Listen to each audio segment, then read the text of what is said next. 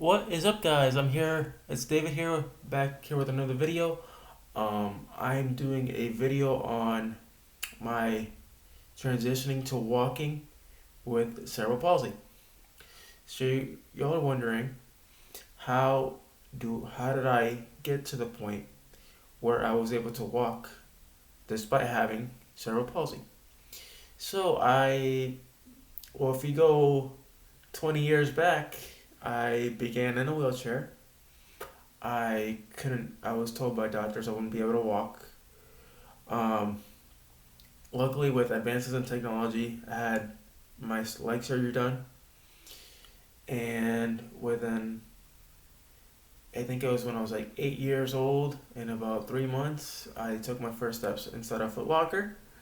Um, beginning to start walking with dealing with cerebral palsy was a bit of a struggle because having CP, you're somewhat limited in how you can walk at first. So it's nothing but a lot of assistance, a lot of physical therapy. Uh, you're wearing braces consistently, which isn't a bad thing. Some people wear braces and some people don't. I was fortunate enough to wear them for a while and then kind of not wear them anymore and now be able to walk on my own freely. So that was kind of for me, that was lucky, not, I wasn't expected to go towards that path and be there, but I actually made it. Um, Walking with CP has its challenges. Like, you have to constantly monitor your weight. Yes, weight is a major factor in whether you will be able to walk or not, because the heavier you are, the worse it gets to your joints. And if it gets to your joints and to the rest of your muscles in your legs, um, you'll be restricted, and eventually that'll cause a lot of pain, and you'll end up in a wheelchair. And for some people, especially like myself, I've never been fond of a wheelchair, but I do use a wheelchair whenever I do need it. So like in theme parks, any places where I'm walking long distances, I will use it. And but it doesn't bother me anymore in general. I mean, if I need it, I need it, and it's there, and I can use it. Um,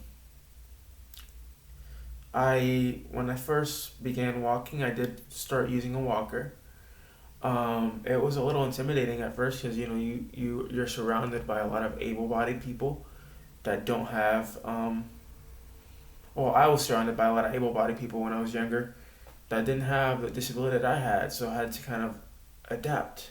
So I grew up um, with a lot of kids, kind of questioning and judging me in a way because they didn't understand that I needed the walker to walk when everybody else was freely just running, and being able to jump and do jump rope and things like that. And I couldn't do that because I don't have the ability to.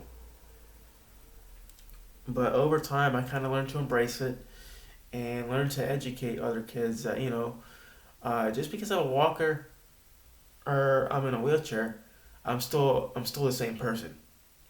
I just need some extra assistance. And at the end of the day, regardless of any disability you have, all these people are really looking for is acceptance in in the schools, in the community, and as a whole. That we're all human beings. We're no different. Um, I then went from the walker to maybe a few years later to not walking without it, to be able to just walking freely without the cane or a walker, and that was a pretty good few years, and I was able to enjoy that kind of freedom for a little while. But then, as unfortunately as you get older, your body catches up with you. So that's what happened to me now. So I had to transition. So I had to transition to a cane, and I guess I'm still pretty mobile. I mean, I can work out. I can run.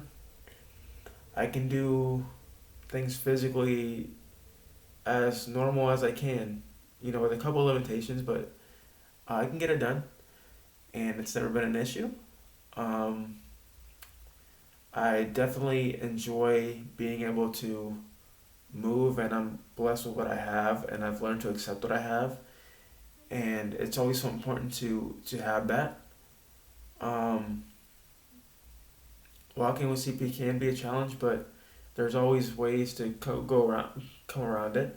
So I wouldn't say to everybody there who's trying to get to that point, don't give up right away. Don't give up hope right away. Just keep working at it. Keep your head up, and you'll eventually get there. I hope you guys enjoyed this video, and in the next one, I will be discussing. Hold on, give me 1 second. I'm gonna look it up here. It will be. It will be. Sorry about that. All right, and uh, we are going to be discussing fitness and cerebral palsy. So, what it takes to stay fit when it comes to cerebral palsy. So, we will be discussing that in the next video.